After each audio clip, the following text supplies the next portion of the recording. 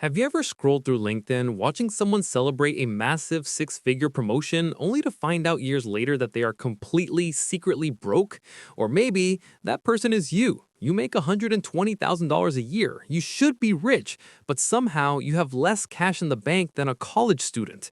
There is a growing class of high earners who are trapped in an illusion. You did everything right. You went to the right school, you got the right degree, you landed the prestigious corporate job. You hit that six-figure milestone that society told you was the finish line. Yet every single month as you stare at your bank statement, a quiet panic sets in. The money comes in and the money vanishes. You are running on a treadmill that keeps moving faster, and no matter how much you earn, you can never seem to get ahead. You are exhausted, you are stressed, and secretly, you are terrified. I've spent years analyzing why brilliant, high-earning people stay perpetually poor. Today, we are dismantling the six-figure illusion and exposing the invisible forces draining your wealth. If you want to escape the trap, subscribe. Now, let's break down the brutal math. Let's be brutally honest and look at the numbers. Society tells you that $120,000 a year is absolute success. It is the dream. It means you have made it. But let's strip away the prestige and look at the cold, hard mathematics of that salary in today's economy. First, we have to deal with the reality of taxes. That $120,000 is just a vanity metric on a piece of paper. The government takes their cut before you even see a single dollar. Between federal taxes, state taxes, Social Security, and Medicare, you're looking at losing roughly 30 to 35% of that income right off the top. Suddenly, your dream salary is actually about $80,000 in actual take-home pay. That breaks down to roughly $6,600 a month hitting your bank account. Now, $6,600 still sounds like a lot of money, right? But remember, you are a high earner. You have to look the part. You have to live the part. And this is where the invisible cost of your career comes in. I call it the professional tax. Because your job is likely in a major metropolitan area, because that is where the high-paying corporate hubs are, you need to live near the office. You cannot live in a cheap apartment 2 hours away. Your time is too valuable and your hours are too long. You rent a respectable apartment in a safe, trendy neighborhood. In most major cities today, that will easily cost you $2,500 to $3,000 a month. Instantly, nearly half of your take-home pay is gone just to have a place to sleep. Then comes the transportation. You just got promoted to a senior role. You cannot pull up to client meetings or the corporate parking lot in a rusted 10-year-old sedan. Your peers are driving European luxury cars. So you finance a vehicle that matches your new title. That is a $700 monthly car payment. Add another $200 for premium insurance and $150 for gas. We are now down another $1,000. What about the education that got you this job? Those prestigious university degrees are not free. The system requires you to take on debt to get the degree, to get the job, to pay off the debt. Student loan payments take another $600 to $800 out of your pocket every single month. We haven't even talked about the daily operational costs of being a corporate professional, the dry cleaning for your suits, the $15 salads you buy for lunch because you are too exhausted to meal prep, the $5 coffees to keep you awake, the mandatory after-work dinners where you are expected to split a $300 tab because networking is essential for your career. When you add in a gym membership to handle the chronic stress of your job, decent food, and a few basic subscriptions, your $6,600 is entirely wiped out. You are left with maybe $200 or $300 at the end of the month. You are a high-income earner, but functionally, mathematically, you are poor. You are living paycheck to paycheck just at a higher tax bracket. Why does this happen? Why can't a smart, educated person earning six figures simply save their money? You know how to read a spreadsheet. You understand basic arithmetic. So why is your bank account empty? The answer is a psychological phenomenon known as lifestyle creep. It is the financial equivalent of Parkinson's law, which states that work expands to fill the time available for its completion. In personal finance, Parkinson's law dictates that your expenses will always expand to perfectly match your new income. Think back to when you were making $60,000 a year. You lived with roommates, you took public transportation, you cooked meals at home and thought a $50 dinner was an incredible luxury. You survived. You were fine. But then you got the raise to $90,000. Did you take that extra $30,000 and immediately put it into an index fund? Of course not. You told yourself you deserved an upgrade. You worked hard. You stayed late at the office. You sacrificed your weekends. So you moved into a one-bedroom apartment by yourself. You stopped taking the bus and started taking Ubers everywhere because your time is valuable. Your expenses crept up silently, stealthily, until they consumed the entire raise. And when you hit $120,000, the cycle repeated itself on a grander scale. But at this level, a dark psychological shift occurs. You're no longer just buying comfort, you are buying status. You go to expensive dinners because that is where your colleagues go, and you cannot be seen as the cheap one. You book luxury vacations because you feel a desperate need to decompress from your high-stress job, and you need to post photos that prove your suffering is worth it. You are participating in an elaborate, exhausting theatrical performance of success. You are buying props. The watch, the car, the zip code, to convince everyone around you that you are winning the game. But you are funding this theatrical performance with your own future. You are trading your real, long-term wealth for the mere appearance of success right now. This trap is heavily reinforced by social media. Social media is actively destroying the net worth of the middle and upper middle class.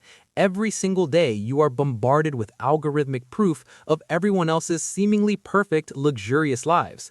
You see the vacation photos, the new car delivery, the Michelin star restaurant check-ins. What you do not see is the crushing debt financing those photos.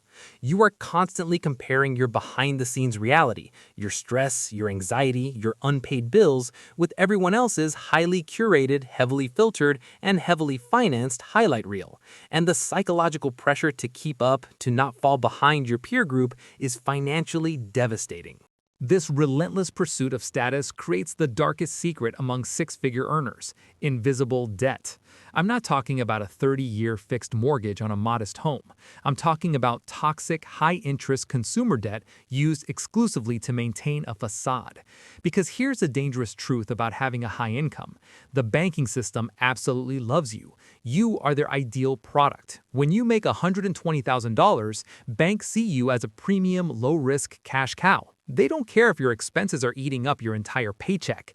They don't care about your net worth. They only look at your top-line cash flow. So they hand you premium credit cards with $30,000 limits. They send you pre-approved offers for personal loans. They make it incredibly easy for you to finance a lifestyle you cannot actually afford with your liquid cash.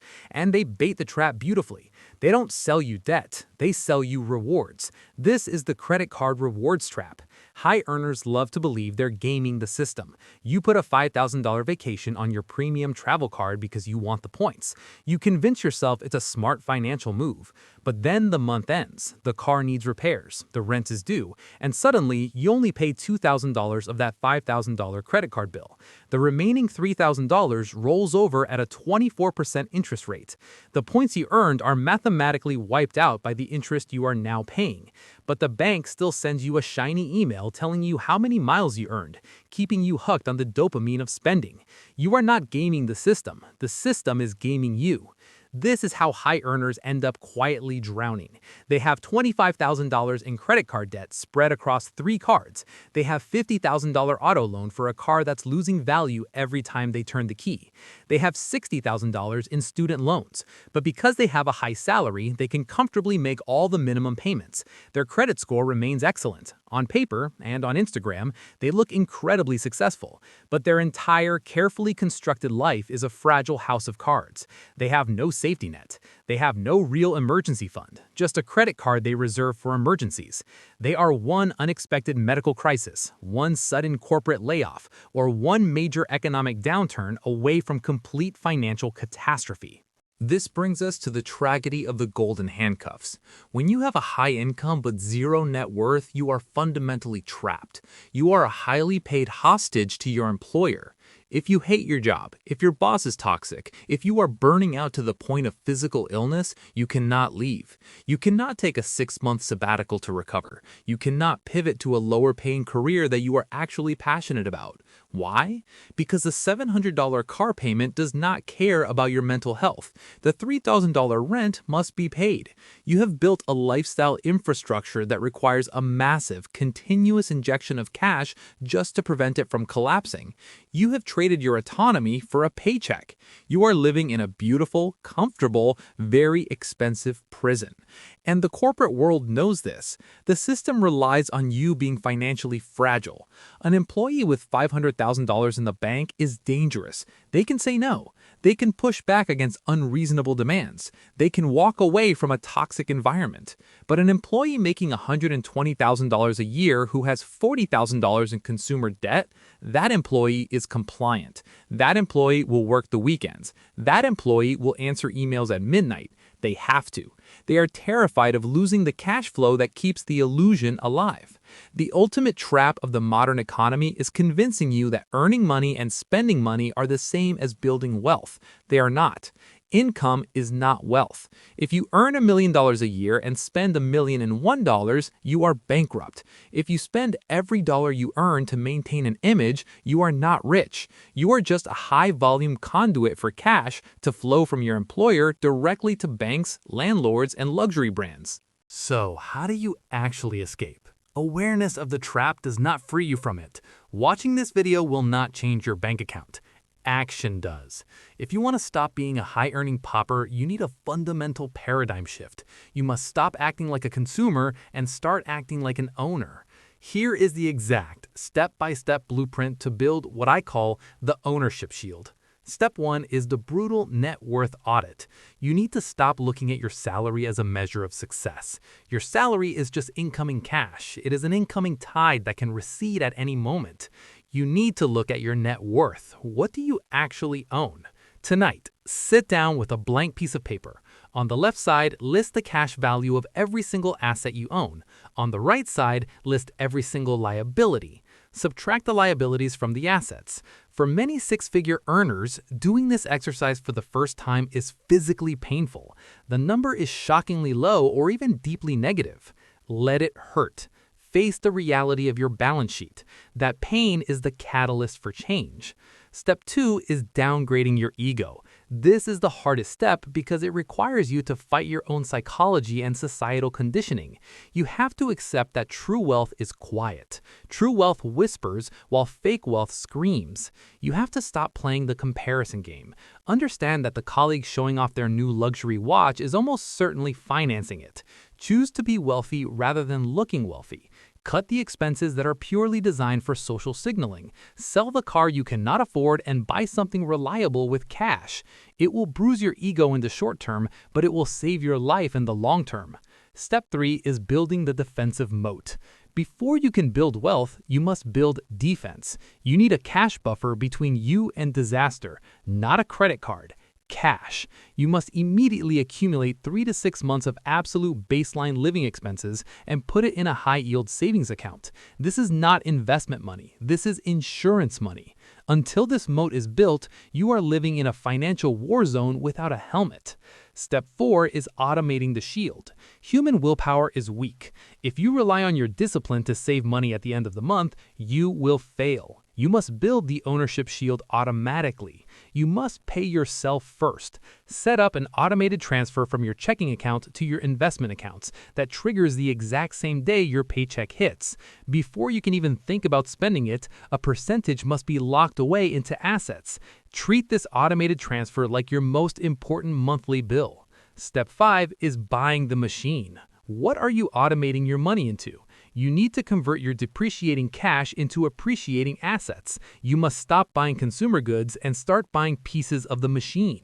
I am talking about broad market index funds. I am talking about real estate. I am talking about equity in businesses. You need to buy things that put money into your pocket while you sleep. Every dollar you invest is a tiny employee that works for you 24 hours a day. Your goal is to acquire a massive army of these tiny employees. The goal is not to hoard money for the sake of dying with the biggest bank account. The goal is to build a shield of ownership so large, so robust, and so completely yours that it eventually generates enough passive income to cover your living expenses. That is the inflection point. That is the moment you cross from being a high-earning employee to being a truly wealthy individual. That is the point where you regain absolute control of your most precious, non-renewable resource, your time. When your assets pay your bills, your employer no longer owns you. You work because you want to, not because you have to. The $120,000 poverty line is a very real, very dangerous trap. It is a psychological and financial maze designed by a consumer-driven society to keep you working, to keep you consuming, and to keep you borrowing. Society has handed you a script that says a high salary equals success, and spending that salary on luxury proves it. But that script is a lie. It is a blueprint for exhaustion and quiet desperation. You hold the key to your own cage. You can choose to step off the treadmill right now. You can choose to reject the illusion of fake wealth, stop performing for an audience that does not care about you, and start doing the unglamorous, quiet, consistent work of building a real ownership shield. Stop trading your life for things. Start building for yourself. If this breakdown changed how you look at your paycheck, and if you are ready to start building your shield, hit the like button and subscribe. The journey to real wealth starts with the truth. See you in the next one.